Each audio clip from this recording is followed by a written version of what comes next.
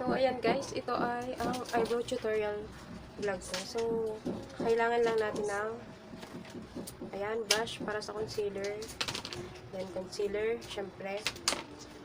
Brush para sa kilay.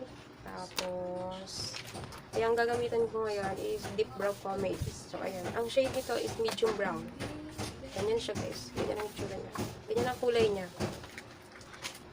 At saka, brush din para sa eyebrows. Ganyan. Ganyan ang brush niya. Ayan. So, ayaw din. Teka lang. Ayaw talaga. Baka may sira ang camera ko.